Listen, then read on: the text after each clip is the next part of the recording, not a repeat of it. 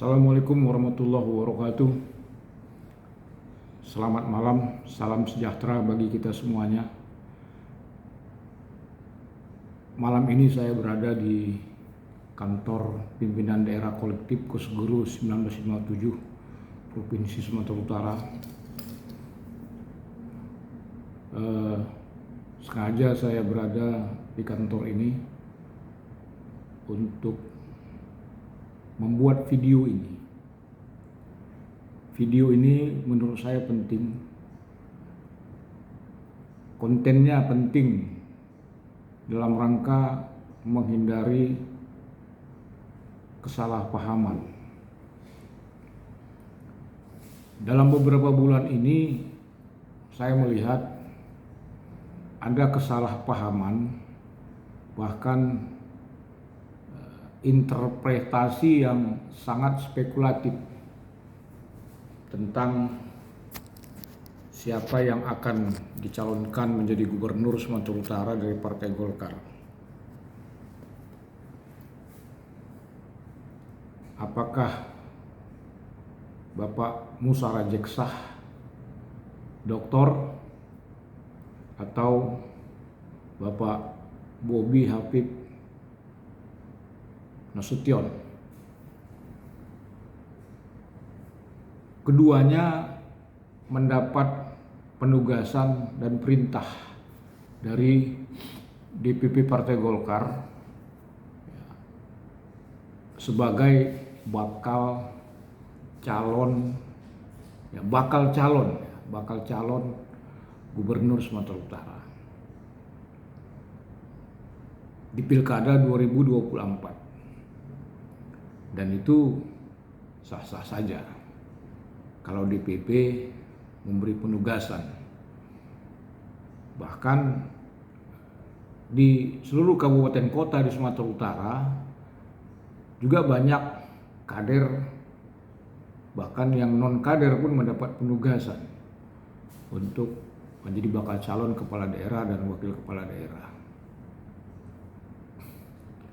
Ada yang mempersoalkan kenapa mesti dua, Pak Ijek dan Pak Bobi. Menurut saya itu biasa, nggak ada masalah. Biasanya yang dicalonkan, yang bakal dicalonkan dan diajukan ke DPP Partai Golkar itu 3 orang. Hasil Rapimda di kabupaten kota maupun Rapimda di tingkat provinsi. Nah, ini kan masih 2. Kenapa masih 2? Karena belum menggunakan perangkat yang tersedia di Partai Golkar. Surat yang beredar di publik itu sebenarnya bukan rekomendasi untuk calon gubernur. Itu hanya perintah, ya, penugasan. Jadi surat perintah, isinya pun memerintahkan atau menugaskan kepada para calon kepala daerah yang akan diusung Partai Golkar. Nah, ini kadang-kadang, bukan kadang-kadang lagi, malah sering gitu ya, saya mendengar, ya, apalagi Pak Ijek ini sudah terpilih menjadi anggota DPR RI dari Partai Golkar. Nah, orang berpikirnya semakin spekulatif. Nah, ini ada mungkin yang lain mau jadi calon gubernur, ya. Orang berpikir seperti begitu, ya silakan. Tapi saya ingin meluruskan bahwa sampai hari ini Partai Golkar belum punya calon gubernur Provinsi Sumatera Utara. Yang ada itu adalah, ya, bakal calon, dan mereka pun status mereka, legal standing mereka sama dengan fungsionaris Partai Golkar yang dicalonkan menjadi anggota DPRD maupun DPR RI. Jadi mereka masih fungsionaris. Ketika surat perintah ini keluar, kedudukan mereka adalah fungsionaris yang bakal dicalonkan sebagai gubernur, bupati, wali kota maupun wakil kepala daerah. Nah, jadi belum calon. Ini harus dipahami. Ya, belum calon, masih fungsionaris. Nah, kemudian yang lebih penting lagi itu adalah surat perintah ini, kalau isinya ya, kalau isi dari surat perintah ini merupakan bagian dari evaluasi DPP Partai Golkar terhadap calon-calon, bakal calon yang akan ditetapkan sebagai calon kepala daerah. Nah, jadi pelaksanaan surat perintah ini akan dievaluasi. Ya, akan dievaluasi seluruh Indonesia, termasuk Sumatera Utara, ya, Provinsi Sumatera Utara, kabupaten kota di Sumatera Utara.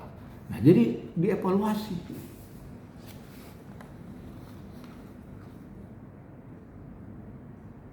Apa yang dievaluasi? Seberapa besar mereka ya melakukan kerja-kerja politik untuk memenangkan Partai Golkar. Kalau Partai Golkar di daerahnya menang, ya titik aman pertama sudah selesai. Udah lewat lah itu. Nah, tapi kalau dia kalah, ya itu akan dipertimbangkan. Memenangkan Partai Golkar yang nggak bisa, memenangkan dirinya sendiri aja pun nggak bisa, apalagi mau memenangkan pilkada. Nah, jadi itu akan dievaluasi seberapa besar perannya di dalam memenangkan Partai Golkar. Jadi indikatornya menang atau kalah. Bertahan saja suara kursi Golkar di daerah ini masih dipertimbangkan. Kapasitas seorang kader atau bakal calon untuk ditetapkan menjadi kepala daerah. Karena apa? Kontribusinya apa? Perannya apa? Ketika pemilu yang lalu. Nah, jadi itu bagaimana dia memenangkan? Kenapa dia kalah? Itu akan dievaluasi oleh DPP Partai Golkar. Karena ini terkait dengan pencalonan kepala daerah.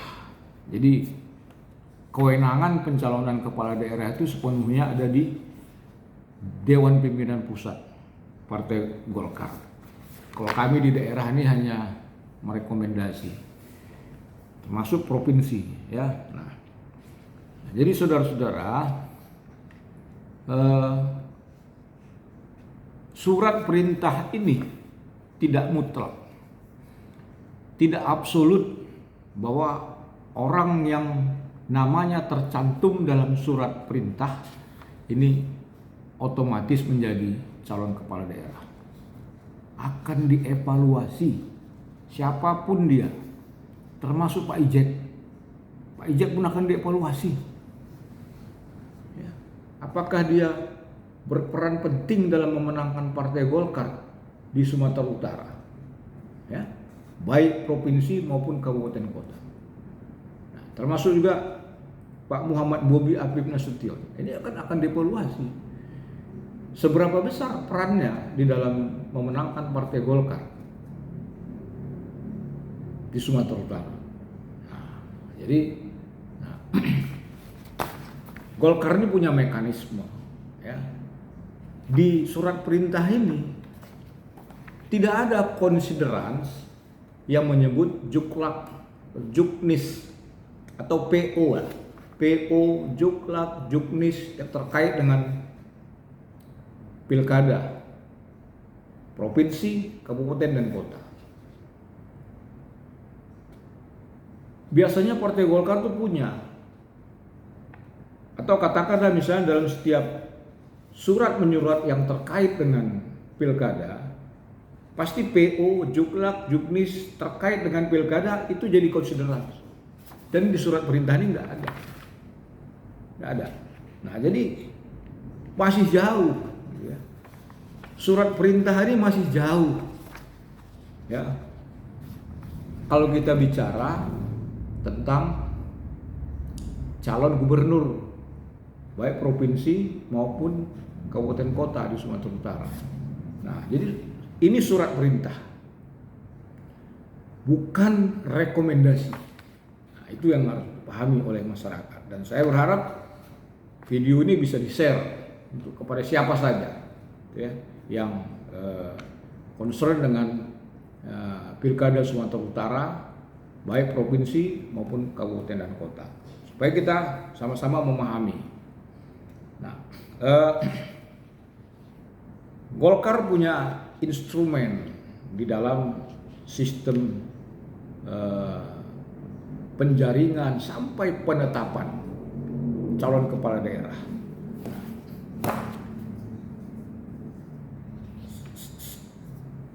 Saya rasa saya masih punya dokumentasi, ya. Kebetulan saya bongkar-bongkar dokumen, dapat sebuah dokumen lama, dan ini dia dokumennya. Juklak DPP nomor 2 tentang perubahan Juklak nomor 5 tahun 2005 tentang tata cara pemilihan kepala daerah dari Partai Golkar. Nah, ada mungkin juklak atau juknis setelah ini, tapi inilah juklak yang paling lengkap, ya. Nah, jadi terlepas ini paling lengkap, yang manapun juklak, apakah juklak yang ini atau setelahnya, tapi DPP Partai Golkar saya yakin akan menerbitkan, akan mengedarkan juklak ke seluruh Indonesia agar pelaksanaan pilkada ini terstruktur dan terukur. Jadi nggak hanya sekedar pakai surat edaran dan segala macam, lengkap ya. Nah, jadi utuh ya, mekanismenya terintegrasi, gitu ya, terintegrasi DPP, DPD provinsi dan DPD kabupaten kota sampai ke tingkat kelurahan dan desa. Nah, jadi terintegrasi organisasi-organisasi sayap, organisasi pendiri dan didirikan. Semuanya terintegrasi. Nah, ini ada di juklak ini. Nah, jadi saya pikir ya, memang agak kurang sosialisasi tentang perintah ini, sehingga multi tafsir. Ada yang bilang itu rekomendasi, ada yang bilang keputusan, ya kan? Nah, yang benar itu adalah perintah, belum rekomendasi. Kalau rekomendasi itu akan ada mekanismenya, dari mulai proses penjaringan, survei, beberapa kali survei. Nah, kemudian hasil survei di daerah dikirim ke DPP, ya. Kemudian DPP juga melakukan survei, DPP akan melakukan evaluasi, kemudian baru ditetapkan sebagai calon kepala daerah ataupun wakil kepala daerah. Nah, jadi itu. Apa standar penting menurut surat perintah ini? Standar penting bahwa seseorang akan dicalonkan sebagai kepala daerah. Di sini tidak ada disebut standar. Yang ada masih bakal calon. bakal calon inilah nanti yang dievaluasi akan ditetapkan sebagai calon sepanjang dia memenuhi syarat-syarat. Syaratnya itu apa? Dia kader. Dia memang kader. Kualifikasinya kader. Yang kedua, dia memang sudah punya jam terbang lah di partai ini, ya. Kemudian dia memang punya track record di dalam memenangkan Partai Golkar di pemilu 2024. Nah, ini syarat penting. Meskipun ya, kalau misalnya yang dicalonkan itu bukan kader Partai Golkar, ya paling tidak kita punya visi, misi, dan paradigma yang sama. Paling tidak itu. Jangan blong. Ujuk-ujuk partai ini mencalonkan. Enggak, harus sama visi misinya. Nah, pertanyaannya, apakah Pak Ijek akan maju sebagai calon gubernur? Saya tidak ingin mendahului keputusan DPP. Tapi kalau kriterianya bahwa dia kader, dia ketua DPD Partai Golkar, dia pernah menjadi wakil gubernur, dan dia adalah salah satu ketua DPD Golkar provinsi yang sukses membawa Partai Golkar di dalam kemenangan di pemilu 2024. Partai Golkar Sumatera Utara adalah peraih terbesar kedua di seluruh Indonesia. Peraih kursi, peraih suara terbesar kedua di luar Jawa.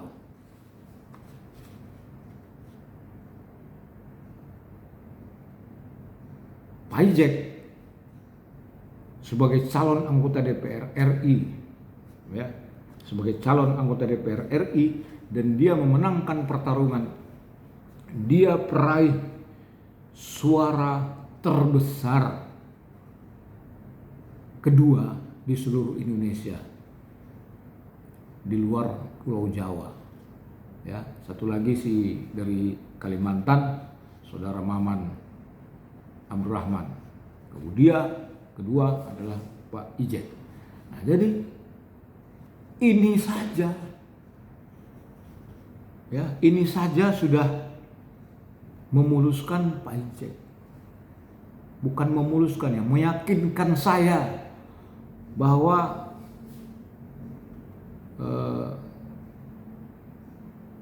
Pak Ijek itu akan maju sebagai calon gubernur dan DPP akan mencalonkan Pak Ijek.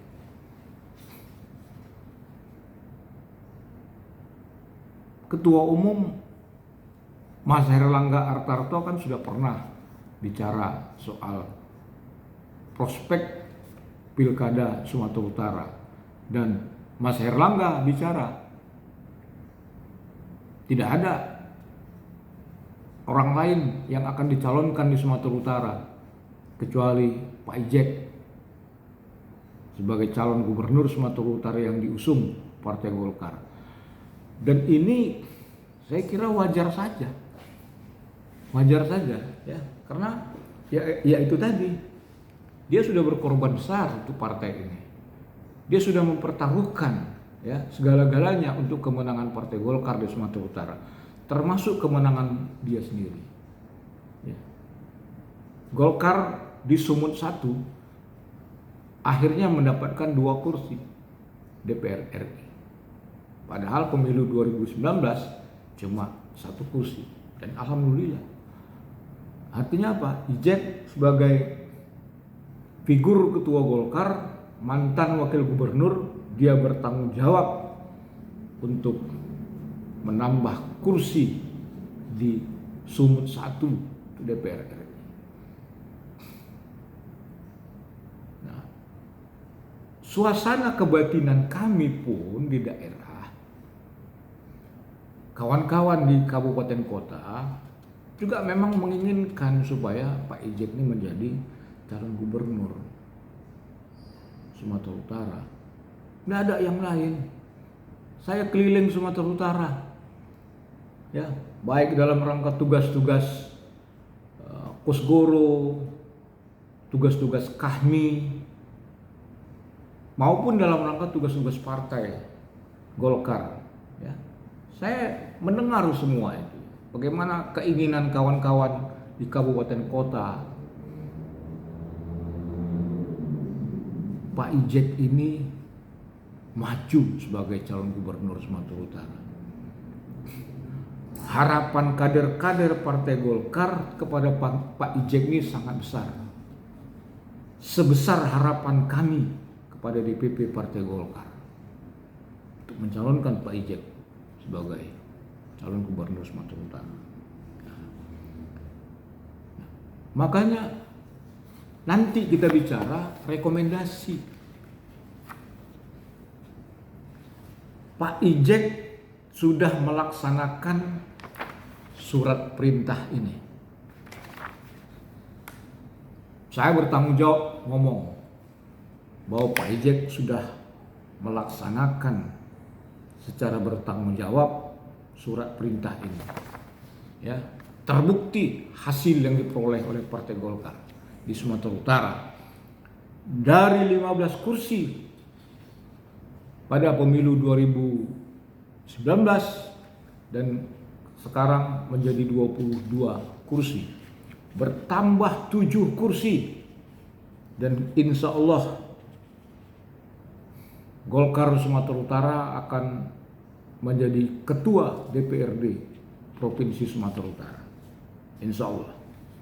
Nah, apalagi kan, ini kemenangan terbesar yang diraih oleh Partai Golkar di Sumatera Utara. Kita pernah menang, tapi penambahan kursinya tidak seperti sekarang. Ya, pemilu 2014, Partai Golkar menambah 4 kursi dan Golkar menang, punya kursi ketua DPRD, menang menjadi 17. Dari 13 kursi menjadi 17 kursi. Kemudian pemilu 2019 turun dari 17 menjadi 15 kursi. Nah, pemilu 2024 Golkar menambah 7 kursi.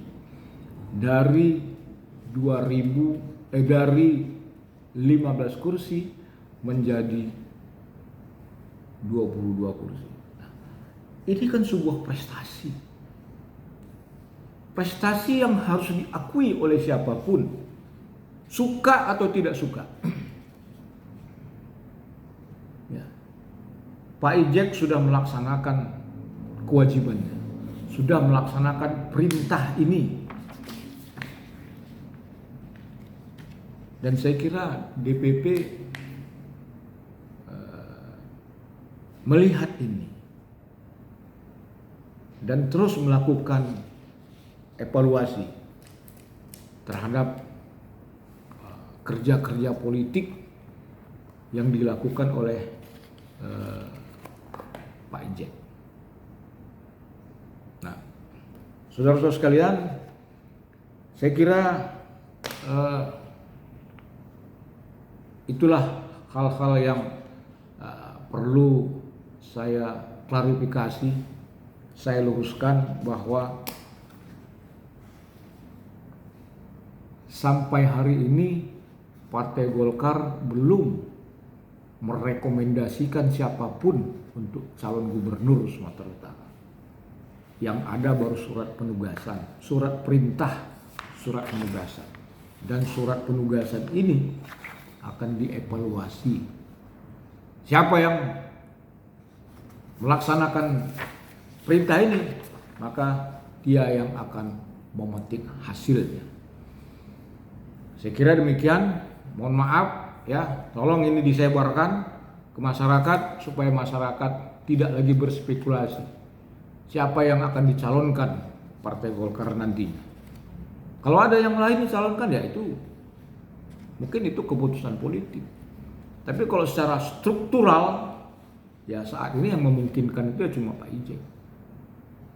Ada 1 orang lagi, ada 2 orang lagi, atau ada 3 orang yang mau dicalonkan oleh Partai Golkar, ya, silakan. Tapi calon tuh ditetapkan cuma 1. Ya, calon cuma 1. Nah, jadi nggak ada masalah. Nanti kami juga akan mengirimkan beberapa nama ke DPP. Nah, jadi supaya kita ikuti mekanisme. Nah, Pak Bobi mau calonkan dari Partai Golkar, silahkan. Ya, silahkan. Ya. Nah, ada yang lain lagi, silahkan. Kan gitu ya. Nanti yang menentukan kan DPP Partai Golkar. Ya. Nah, saya kira demikian beberapa penjelasan saya untuk menghindari kekaburan, spekulasi, ya interpretasi yang spekulatif gitu. Itu berbahaya. Berbahaya bagi Partai Golkar, berbahaya juga bagi Pak Ijek. Terima kasih. Assalamualaikum warahmatullahi wabarakatuh.